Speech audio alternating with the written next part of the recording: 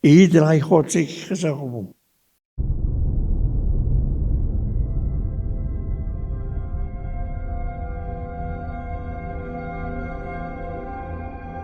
Toe Abraham sy seun Isak moes offer, het God die Vader om jammer gekry. Onthou, hierdie arme ou het oor die 100 jaar gewag. En toe is hy so bly toe Here vir hom beloof, hy gaan ook nou 'n kind hê. Wie se nageslag baie gaan wees. En toe was hy nog ongeduldig ook, toe dit nie gou genoeg werk nie, toe gaan try hy sommer die slavernij. En hy het vir ons daarmee ook weer gewys, 'n mens moenie God se tyd vir hom probeer voorskryf nie. Daarna het Isak gekom, en hy het nou hierdie kind geniet, en hulle was groot pelle gewees, en op 'n jong ouderdom het hy nou van die Here die opdrag gekry, gaan offer hy kind van jou. En hy was gehoorsaam. Nou ons sê, ons is gehoorsaam aan die Here. Ek gaan hierdie toets dop, ek sal dit reg gekry die. Stefan sê Here doen. Sal jy jou dogtertjie op 'n altaar neersit en baie moeilike ene. Ek is heeltemal eerlik, ek dink ek gaan dit reg gekry nie. Hierdie ou gaan hy so gehoorsaam, hy loop. Die Here het hom die krag gegee om te doen, verseker. Hy het die mes uitgehaal, hy kind klaar, hy gesien, daai man sien hoe drop sy pa hom nou. Hy sit hom hier op die droë hout neer, hy haal die mes uit, hy gaan hom nou doodmaak. Toe voorsien hy 'n lam. Sê nee, moenie jou kan doodmaak nie, offer hierdie ding. Ja. Maar toe God sy eie seun, toe Jesus, lid van die drie eenigheid, moes opgeoffer word. Toe staan die Here nie terug nie. Hy het dit nie gelyk nie, want God self, ons weet daar was 3 kruiswoorde, hy het sy aangesig weggedraai. Hy wou dit nie langer sien nie. Hoe Jesus vir ons betaal, dat ons nie hoef hel toe te gaan nie. En waardeer ons dit, steur ons hier aan nie.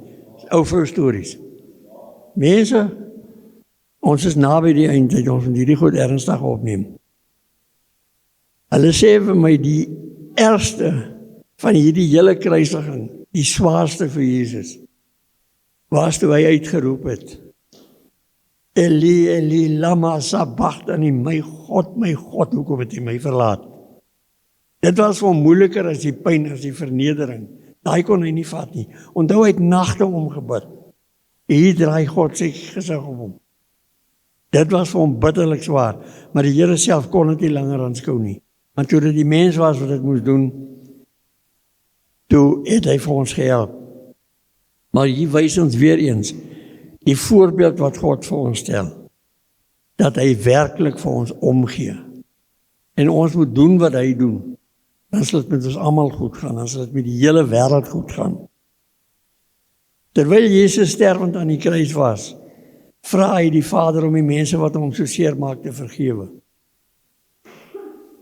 Dis nie sy vriende nie. Dis mense wat hom seer maak, mense wat hom haat, vir wie hy niks verkeerd gedoen het, hy het net vir hulle goed gedoen. En dan vra hy nog, Vader, vergewe hulle weet nie wat hulle doen nie. Daai is omgee. Die rower langs hom, hy is verdien daar. Hy is heel waarskynlik nog 'n moordenaar ook gewees. Hy moes gekruisig word, dit was sy vonnis.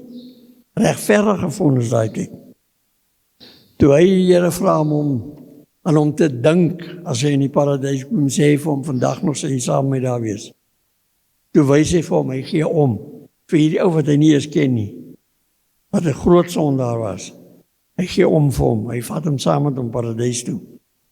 Maria en Johannes, hulle staan en kyk vir hom. Die apostel vir wie hy lief was, noem hy hom ook, sy beste vriend en sy ma. Hulle harte was, hulle sien nou is hierdie man geverniel, hy gaan nou dood. En toe vertroos hy hulle. Seun, daar is jou seun.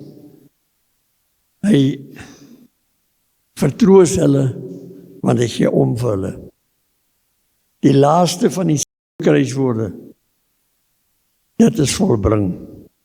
Tetelestai, waarmee hy eendag eind uit sy lewe op aarde bevestig, dat hy sy taak om die ewige saligheid te verdien vir die mense om vir wie hy omgee, voltooi het.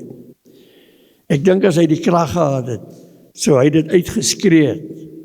Jee! Halleluja! Maar hy was sterwend. Maar sy laaste kruiswoord, hy het sy werk voltooi. Hy kon, daar staan ons, hy kon 'n paar legioene engele kry om hierdie lot uit te sort. Maar die duiwel het gedink hy het daai fight gewen. Daar het hy hom eintlik verloor.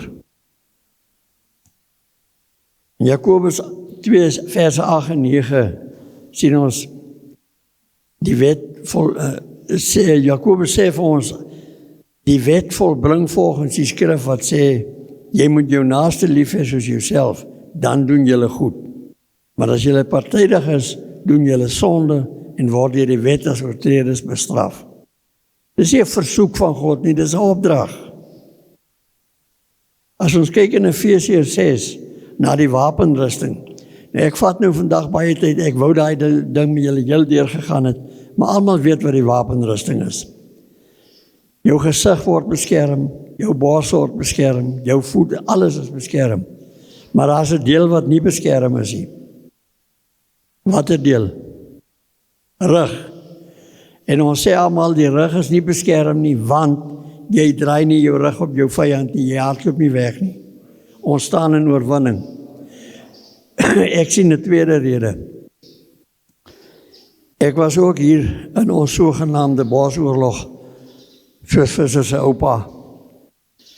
Partykeer moet jy om strategiese redes terugbeweeg. Die ouens wil dalk omsingel of iets, hy het meer mense nodig, dan moet jy terugtrek.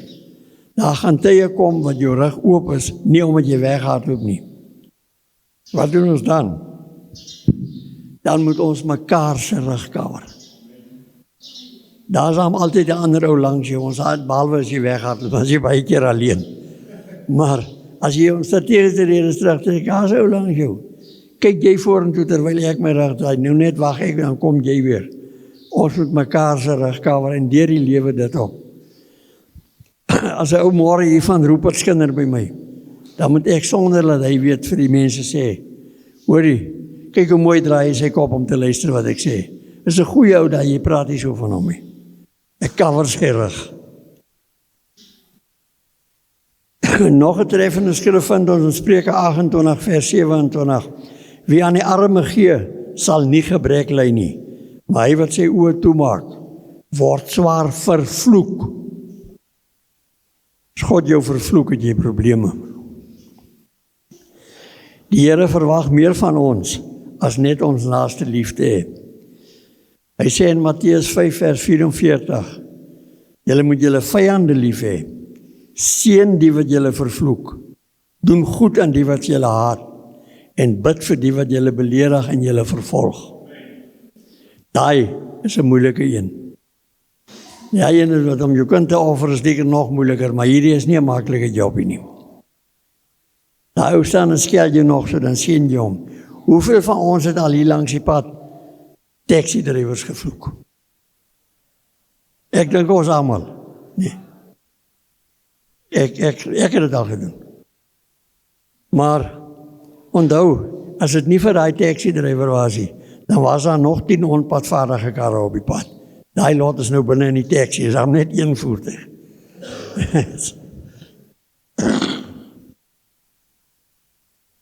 God stel nie net vir ons die voorbeeld nie, hy beveel dit. En alles wat God beveel is tot ons voordeel. Dit baat homself niks. Hy wil nie ons in die hel hê nie, dis so. Maar dit is nie tot sy voordeel, as ons nie wil hoor nie. Galasiërs 6:2 en dan saam met dit 17. Dra mekaar se laste en vervul so die wet van Christus. Moenie dwaal nie. God laat hom nie bespot nie, want net wat die mens saai, dit sal hy ook maai. Hy wat in sy vlees saai, sal uit die vlees verderf maai. Maar hy wat in die gees saai, sal uit die gees die ewige lewe maai.